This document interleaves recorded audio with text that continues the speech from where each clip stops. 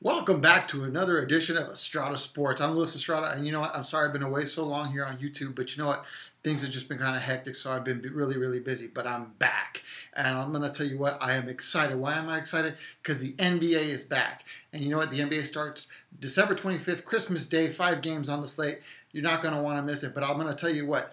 Any goodwill that the NBA had after this lockout was over has quickly dissipated and it is gone. Absolutely gone. Why? By the way, the NBA and specifically David Stern has handled this Chris Paul trade fiasco the last few days.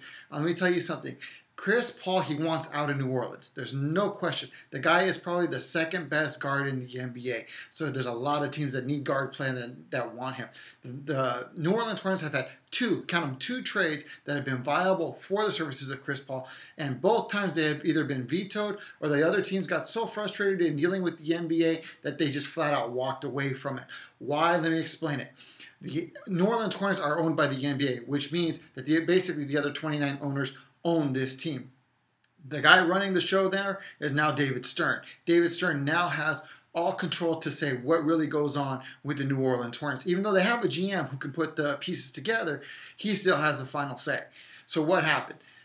Chris Paul wants out. He's going to be a free agent next year.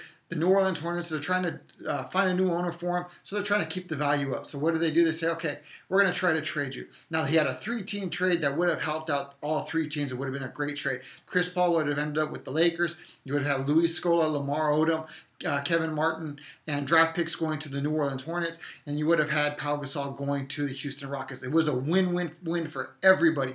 And what did they do? They go and they veto the trade. Why? Because they say they didn't get enough for New Orleans in return. New Orleans didn't get enough for Chris Paul. They didn't get younger. They didn't get enough draft picks. But I'm going to tell you what, on the court, they would have been a better team.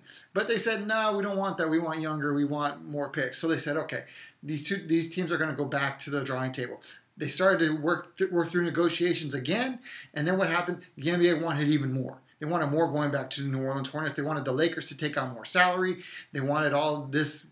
And they basically said, the other teams said, you know what? Enough is enough. I'm tired of it. I'm tired of all the garbage. And they walked away, leaving Chris Paul as a member of the New Orleans Hornets. In comes in the Los Angeles Clippers. The Clippers say, you know what? We're going to try to make a trade for Chris Paul.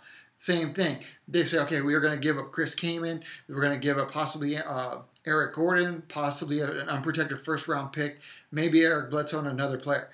5 players going for 1 player. And the NBA says, no, we want more, we want more. The Clippers finally got mad and said, you know what, enough's enough, I'm tired of it. We have enough with our team, we're going to walk away also. Here's the problem. The NBA is putting up this fiasco that they're going to trade Chris Paul, when we all know they're not going to. Why? Because they want him in New Orleans so that they can entice a new owner to pay a little bit more for the franchise. Because you could say, hey, we got a star player for you. You got Chris Paul to build around. But the problem is Chris Paul can opt out of his deal next summer. As soon as this season is over, he's already said he's going to opt out. He's going to become a free agent. He's going to go wherever he wants to go. And New Orleans will get nothing for him. Let me repeat that. New Orleans will get nothing for him when he walks away as a free agent. The problem now is David Stern is putting up this front. Yeah, we're going to trade him. Well, behind the scenes, in my own personal opinion, he doesn't want to trade him at all. He wants to keep him there for the season, raise up the price value of the team so he can sell him, and then let the new owner deal with the ramifications of Chris Paul walking away. Bad move by David Stern. If I'm a possible owner of this team, I don't even touch it until Chris Paul is traded and gone. Because, you know, I want to come in and build my team. Chris Paul is going to be a distraction to them all year long. Not a good start for the NBA. Really poor handling of the situation by David Stern. And this has caused other things. Let me explain. Dan Gilbert, the Cleveland Cavaliers owner. I am so tired of this guy. Let me tell you, Dan Gilbert has gone and shown again why no one wants to play for him. You may remember when LeBron James left Cleveland last year and went to the Miami Heat.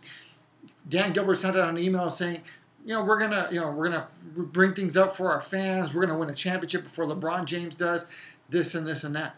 Everybody was ecstatic over the way Dan Gilbert was saying, yeah, rah, rah, rah. Here's the problem.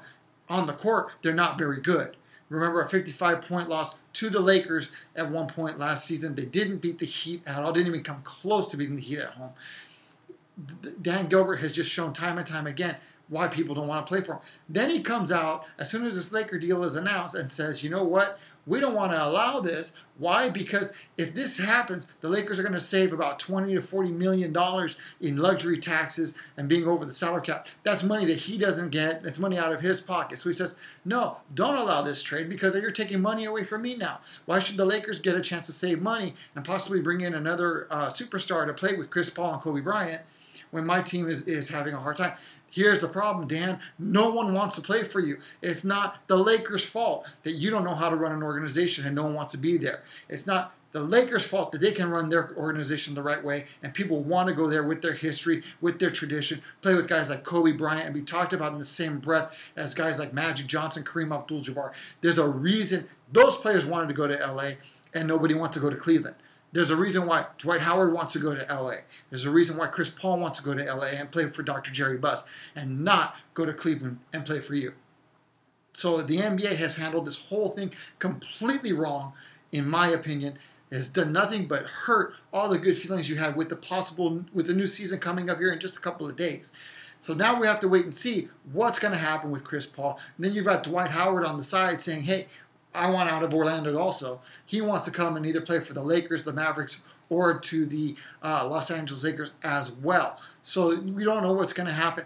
And speaking of the Dallas Mavericks, Mark Cuban was one of the guys that also said, hey, David Stern put a nix on that Laker trade. Bad move by Mark Cuban on a lot of counts. Because here's his thing. He says we're trying to keep competitive balance in the NBA. But in the meantime, he's getting Lamar Odom for basically nothing from the Lakers. He's also trying to set himself up to get Darren Williams next year as a free agent as well. So wait, let me get this straight, Mark. You want competitive balance, but you're going to go out there and try to get your super team together as well. So you're going to prevent the Lakers from getting theirs, but you want to go after yours.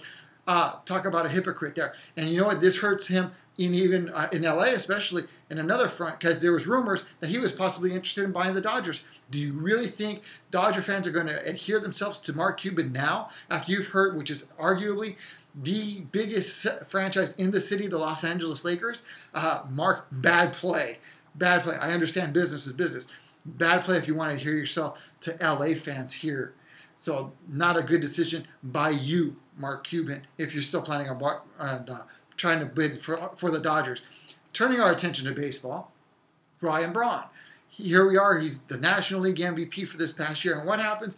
Test positive for PEDs. Now, we don't know what PEDs he possibly tested positive for. He is appealing the suspension. He's appealing the findings. But I want to tell you what, it doesn't look good for Ryan Braun.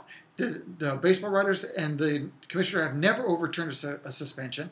The baseball writers are not going to take the MVP away, but now people are going to say, yeah, he won it, but guess what? He's no better than Mark McGwire, than Barry Bonds, Sammy Sosa. He has now put himself in that class, whether he wants to realize it or not. I don't know what he took, if he took anything at all, but the bottom line is it's out there. He's tested positive, and he tested positive for the playoffs. So guess what? Nothing you can do about it now. Because even if you're acquitted of all charges, guess what? People are still going to say, he tested positive.